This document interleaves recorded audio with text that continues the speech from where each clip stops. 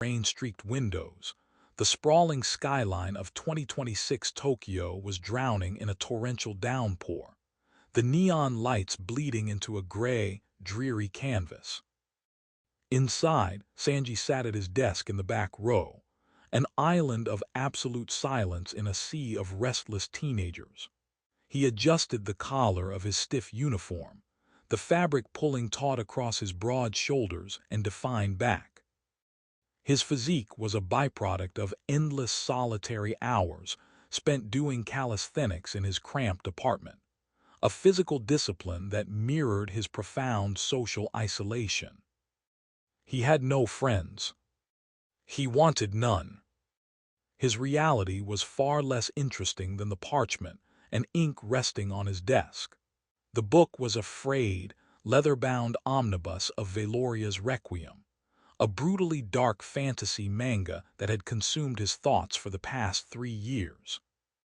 While his classmates obsessed over university entrance exams and weekend dates, Sanji meticulously memorized the geography of the Ashen Wastes, the tragic lineages of the Rune Knights, and the tactical failures that led to the fall of the human kingdoms. He turned the page, his calloused fingertips brushing against the intricately drawn panels. The protagonist of the series, a doomed prince, was making his final stand against the Abyssal Lords. Sanji leaned closer, his dark eyes tracing the desperate lines of the artwork. He knew the prince was going to die on the next page. It was an inevitable, crushing reality of the story, but he still hoped, irrationally, that the ink would rearrange itself and offer a sliver of salvation. Suddenly, a drop of water hit the center of the page. Sanji blinked, looking up at the pristine acoustic ceiling tiles. There was no leak. He looked back down. The drop was not water, it was ink, welling up from the black armor of the drawn Abyssal Lord. The dark fluid began to pool and swirl, defying gravity as it crept outward, expanding across the borders of the panels. Sanji frowned, reaching out to wipe away the smudge. The moment his index finger made contact with the glossy paper, a jolt of freezing electricity shot up his arm. He tried to yank his hand back, but it was stuck. The ink was clinging to his skin, wrapping around his knuckles like a living, breathing vine. He opened his mouth to shout, to alert the teacher or the laughing girls in the next row, but the sound died in his throat. The classroom around him was dissolving. The fluorescent lights flickered and warped, stretching into long, agonizing ribbons of sterile white. The chatter of his classmates deepened into a low, terrifyingly distorted drone. The shadow on the book expanded rapidly, consuming the desk, the floor, and finally, his own legs. Panic, primal and cold, flooded his veins. He planted his free hand against the edge of the desk and pulled with all his considerable strength, the muscles in his arms and chest bunching painfully against his uniform. It was completely useless. The grip of the ink was absolute. With a sound like tearing canvas, the world inverted. Sanji was violently yanked forward, plunging headfirst into the expanding abyss of the book. The transition was agonizing. He felt as though he were being pushed through a sieve, his physical form compressed and stretched across a void of endless, chaotic scribbles and half-formed words. The sterile smell of the 2026 classroom was replaced by the suffocating stench of sulfur, dried blood, and burning wood. Sensory overload threatened to snap his consciousness. He saw flashes of towering black citadels, fields of impaled soldiers, and skies weeping ash, all the iconic imagery of his favorite manga, rushing past him in a terrifying kaleidoscope of living art. Then gravity slammed back into existence. Sanji hit the ground hard, his breath exploding from his lungs in a sharp gasp. He rolled across sharp, jagged rocks, the rough terrain tearing through the fabric of his uniform trousers and scraping his knees. He came to a halt on his back, staring upward. There was no acoustic ceiling. There was no modern sky.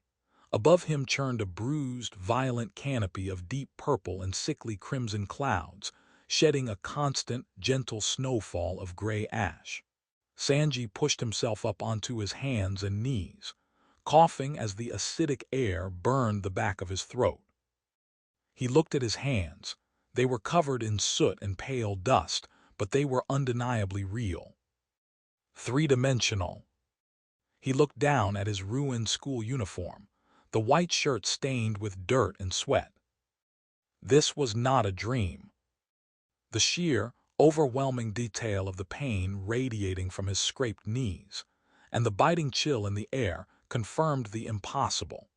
He had been consumed by the pages. He slowly stood up, brushing the ash from his shoulders, his solitary fitness training keeping his legs steady despite the adrenaline coursing through his system. He surveyed his surroundings.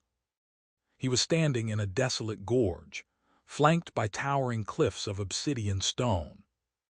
The ground was littered with shattered armor, broken weapons, and bleached bones that were half buried in the ashen snow. A chill ran down his spine, entirely unrelated to the temperature. He recognized the distinct jagged peak of the mountain looming in the distance. He recognized the specific crest etched into a shattered shield lying near his boot. He was in the Carrion Pass, Volume 3, Chapter 12. His breath hitched. If he was in the Carrion Pass, that meant he was standing in the exact location where the Scourge Hounds were first introduced. Blind, mutated beasts that tracked their prey by the sound of a beating heart. As if summoned by his realization, a low, guttural chittering echoed from the shadows of the obsidian cliffs. The sound of heavy claws scraping against stone began to multiply, growing louder, closer. Sanji's extensive, obsessive knowledge of the manga was no longer just trivial escapism. In a world where every shadow held a gruesome death, his memory of the plot was the only weapon he had. He tightened his fists, his pulse drumming a frantic beat against his ears, knowing that standing still meant certain death. He slowly backed away, his eyes scanning the gorge for the narrow crevice the protagonist had used to escape in the original story. The manga had detailed a hidden path behind a fallen statue of the forgotten goddess, Illyria. If the geography held true to the ink, it should be exactly 40 paces to his left. He forced his breathing to slow, a desperate attempt to quiet his racing heart. The chittering grew into a chorus of hungry rasps. From the shadows, a massive silhouette emerged. It was exactly as the artist had drawn it, but infinitely more terrifying in the flesh. A hound the size of a bear, devoid of eyes, with a jaw that unhinged to reveal rows of translucent, venomous fangs. Sanji didn't scream. His introverted nature, years of keeping his head down and avoiding attention, translated instantly into a terrifyingly cold focus. He didn't have a sword. He didn't have magic. He had a ruined high school uniform and an encyclopedic knowledge of a world designed to slaughter the weak. The hound snapped its head in his direction, sensing the spike in his heart rate. Sanji locked eyes with the eyeless monstrosity, took a deep breath of the ashen air, and turned on his heel. He sprinted toward the left.